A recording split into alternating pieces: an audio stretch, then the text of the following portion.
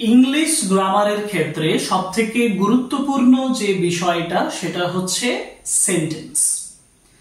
আমরা যখন ইংলিশ গ্রামারে কোনো সেন্টেন্স ট্রান্সফরমেশন করতে যাই তখন মূলত যে বিষয়টা আমাদের সামনে সবথেকে বেশি বাধার সম্মুখীন হই, মানে আমরা অবস্ট্রাকশনের মুখোমুখি হই, সেই বিষয়টা হচ্ছে simple to complex, complex to compound, compound to simple or complex. এভাবে যখন কোনো ট্রান্সফরমেশন করতে যাই তখন এখন আমরা যখন কোনো একটা সেন্টেন্স পাই, সেই সেন্টেন্সকে যদি ডিভাইড করি তার স্ট্রাকচার অনুযায়ী, সেন্টেন্সের ভেতরে সেন্টেন্সের কনস্ট্রাকশন ওয়াইজ যখন আমরা একটা ক্লাসিফিকেশন করে থাকি তখন তিন ধরনের সেন্টেন্স আসে। আমি আবার রিপিট করে বলছি, যখন মানে স্ট্রাকচার অনুযায়ী যখন আমরা সেটাকে ক্লাসিফাই করি তখন আমরা তিন ধরনের সেন্টেন্স পাই। আর তিন ধরনের সেন্টেন্স হলো সিম্পল, কমপ্লেক্স এবং কম্পাউন্ড। সেন্টেন্সকে আমরা তিনটি ভাগে ভাগ করে থাকি, সিম্পল, কমপ্লেক্স ও কম্পাউন্ড সেন্টেন্স। এবার আমাদের ক্লাস 7 বা 8 থেকে একেবারে 12 পর্যন্ত যে কোনো এক্সামের ক্ষেত্রে এই তিনটে সেন্টেন্স সিম্পল, কমপ্লেক্স, কম্পাউন্ডের উপরে যে কোয়েশ্চেনগুলো আসে সেগুলো যদি ভালোভাবে সমাধান করতে হয় তাহলে এই তিনটের কনসেপ্ট থাকা অত্যন্ত প্রয়োজন। আর আমি একটা ক্লাসে, মানে আজকের যে ক্লাসটা করব সেই ক্লাসটাতে সেন্টেন্সের ক্লাসিফিকেশন করব আর তোমাদেরকে বোঝাবো যে সিম্পল সেন্টেন্স কোনটা, কিভাবে আমি বুঝবো সিম্পল সেন্টেন্স, কমপ্লেক্স সেন্টেন্স কোনটা, কিভাবে আমি বুঝবো কমপ্লেক্স সেন্টেন্স, আর কম্পাউন্ড সেন্টেন্স কোনটা এবং কিভাবে বুঝবো যে এটা কম্পাউন্ড সেন্টেন্স। এটা আজকের ক্লাসে আলোচনা করব। পরের ক্লাসগুলোতে সিম্পল সেন্টেন্সের উপরে ডিফারেন্ট ক্লাস করব, কমপ্লেক্স সেন্টেন্সের উপরে ইন্ডিভিজুয়াল আলাদা ক্লাস করব এবং কম্পাউন্ডের ক্ষেত্রেও আলাদা ক্লাস করব। সুতরাং স্টার্ট করা যাক স্ট্রাকচার অনুযায়ী সেন্টেন্সের ডিভিশন, সিম্পল, কমপ্লেক্স এবং কম্পাউন্ড।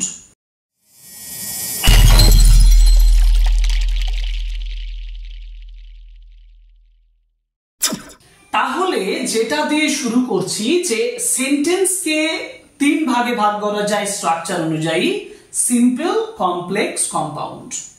প্রথমে যে সেন্টেন্সটি আসে সেটা হচ্ছে সিম্পল সেন্টেন্স।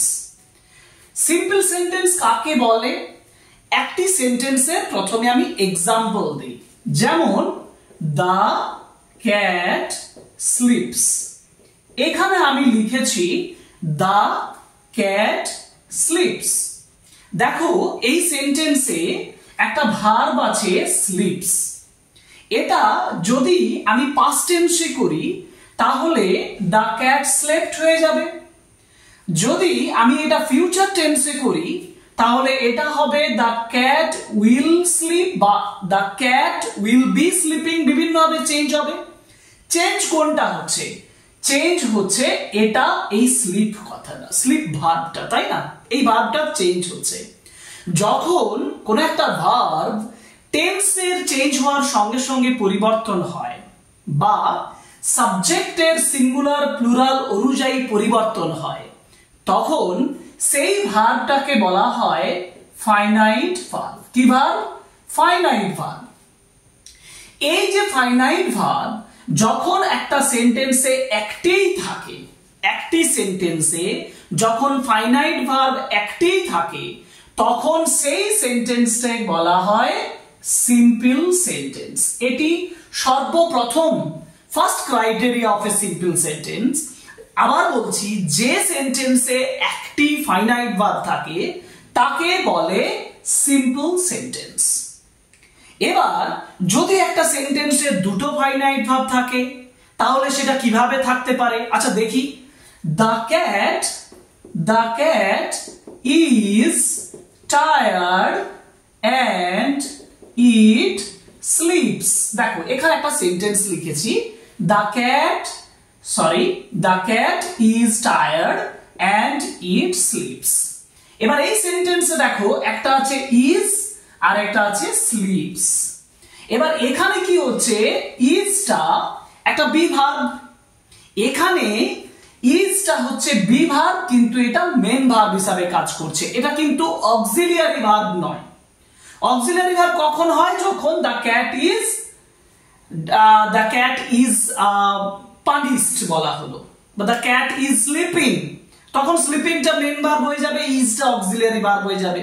কিন্তু এখানে যেহেতু বি ভার্ব বিই হওয়া অর্থে বোঝানো হচ্ছে, সেহেতু এখানে ইজটা হচ্ছে একটা কি প্রিন্সিপাল বা মেন ভার্ব, এবং এই মেন ভার্বটা হচ্ছে একটা ফাইনাইট ভার্ব, কারণ পাস্ট টেন্সে হলে ক্যাট ওয়াজ হয়ে যাবে, ফিউচারে হলে দ্য ক্যাট উইল বি হয়ে যাবে।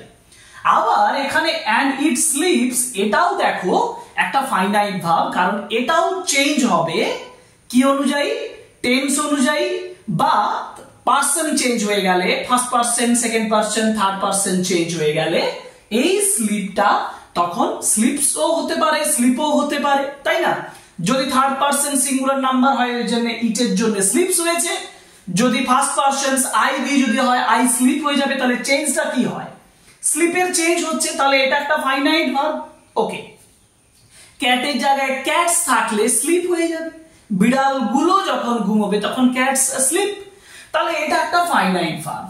তাহলে এই সেন্টেন্সে কটা ফাইনাইট ভার্ব, দুটো ফাইনাইট ভার্ব, দুটো ফাইনাইট ভার্ব আছে, মানে এটা একেবারে সিম্পল সেন্টেন্স নয়। তাহলে এটা কি ধরনের সেন্টেন্স? আচ্ছা, এখানে দেখো দ্য ক্যাট ইজ টায়ার্ড আছে, দ্বিতীয় অংশ আছে ইট স্লিপস, দুটো সেন্টেন্সের মাঝে একটা কি আছে, অ্যান্ড আছে। এই অ্যান্ডটা কি, এই অ্যান্ডটা হচ্ছে কোঅর্ডিনেটিং কনজাংশন, এটাকে বলে কোঅর্ডিনেটিং কনজাংশন। যখন দুটো সিম্পল সেন্টেন্স, এই যে দেখো সিম্পল সেন্টেন্স, আমি এখন ক্লজ বলিনি কারণ এটা একটা প্রিন্সিপাল ক্লজ, দুটোই প্রিন্সিপাল ক্লজ, দুটোই ইন্ডিভিজুয়াল মিনিং প্রকাশ করে, সম্পূর্ণ অর্থ প্রকাশ করে, মাঝে কি দেওয়া আছে, অ্যান্ড দেওয়া আছে, কোঅর্ডিনেটিং কনজাংশন দেওয়া আছে, এই ধরনের সেন্টেন্সকে বলা হয় কম্পাউন্ড সেন্টেন্স। অতএব এটা হচ্ছে কম্পাউন্ড সেন্টেন্সের এক্সাম্পল।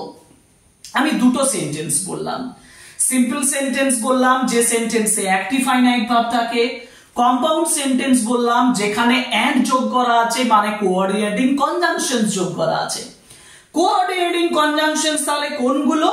কোঅর্ডিনেটিং কনজাংশনস হচ্ছে অ্যান্ড, বাট, অর, সো, এইগুলো হচ্ছে কোঅর্ডিনেটিং কনজাংশন। যদি এই সকল কোঅর্ডিনেটিং কনজাংশন দিয়ে দুটো প্রিন্সিপাল ক্লজ বা দুটো সম্পূর্ণ অর্থপ্রকাশক সেন্টেন্সকে জয়েন করা থাকে, আমি সেন্টেন্স বলছি না, আমি ক্লজেই বলি, সেন্টেন্স বলাটা ঠিক হবে না কারণ পুরোটা একটা সেন্টেন্স। তাহলে দুটো প্রিন্সিপাল ক্লজ, এই যে the cat is tired, it sleeps, দুটো প্রিন্সিপাল ক্লজও আলোচনা করলে তখন তোমরা এটা আরো ভালো বুঝতে পারবে, কিন্তু তোমাদের সহজ পদ্ধতিতে বোঝার জন্য বলছি। এরকম দুটো প্রিন্সিপাল ক্লজকে মাঝে যখন কোঅর্ডিনেটিং কনজাংশন দিয়ে জয়েন করা থাকে, তখন সেই সেন্টেন্সটাকে কম্পাউন্ড সেন্টেন্স বলে। আমি সিম্পল বললাম, কম্পাউন্ড বললাম, কিন্তু কমপ্লেক্স বলিনি। তাহলে কমপ্লেক্স সেন্টেন্স কাকে বলে? এবার আমার পরের সেগমেন্ট, পরের বিষয় হচ্ছে কমপ্লেক্স। আচ্ছা, কমপ্লেক্স সেন্টেন্স মানে কি? কমপ্লেক্স সেন্টেন্স মানে হচ্ছে, যদি আমি সংজ্ঞা বলি তাহলে তোমরা অনেকটা বুঝতে পারবে না, তাহলে একটু ভেতরে ঢুকি। এইটা কমপ্লেক্স সেন্টেন্স বুঝতে গেলে ভেতরে ঢোকা মানে আমাকে বুঝতে হবে ক্লজ, কারণ ক্লজ হচ্ছে এমন একটা অংশ যেটা সেন্টেন্সের একটা অংশ সম্পূর্ণ অর্থ প্রকাশ করতেও পারে আবার নাও পারে। আমি এখানে দ্য ক্যাটের এক্সাম্পল দিয়েই বলছি, the cat which is tired sleeps.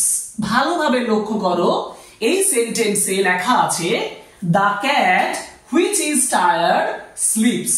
এখানে দেখো দ্য ক্যাট স্লিপস কথাটা আছে, মানে স্লিপসটা একটা ফাইনাইট ভার্ব আছে।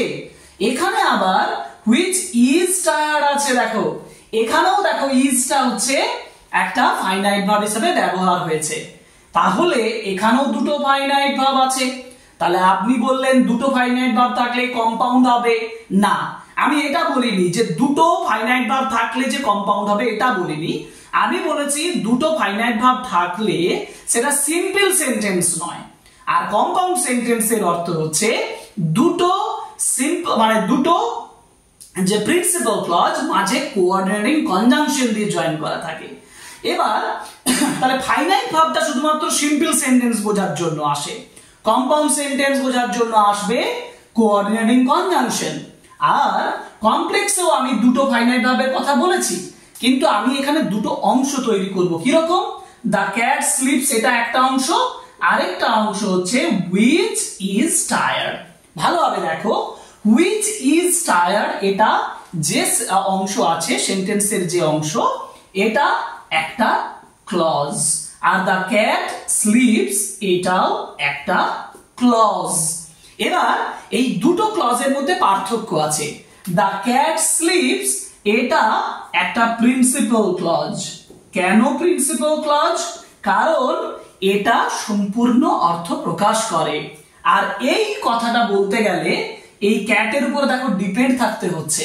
এই দ্য ক্যাট স্লিপস এর উপরে যেহেতু ডিপেন্ড করে, সেহেতু এটাকে বলা হয় ডিপেন্ডেন্ট ক্লজ বা subordinate clause.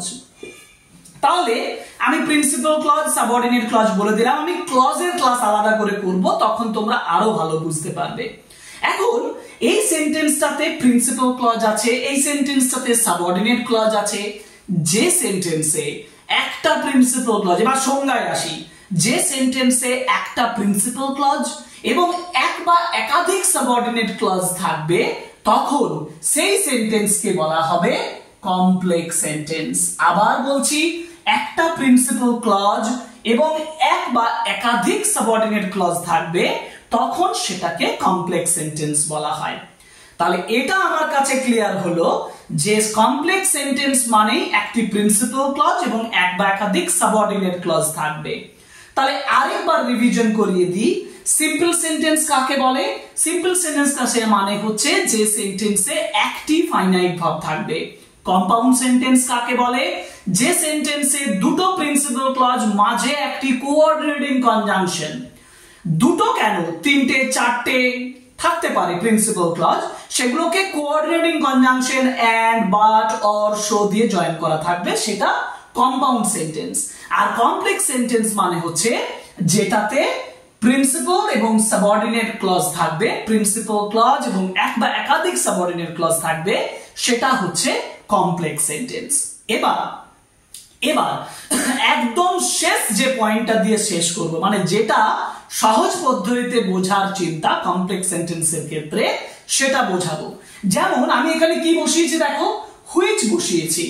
Who, which, what, where, when, as, if, এই সকল লিঙ্কার গুলো দিয়ে যখন জয়েন করা থাকবে, তখন সেগুলো কমপ্লেক্স সেন্টেন্স হবে।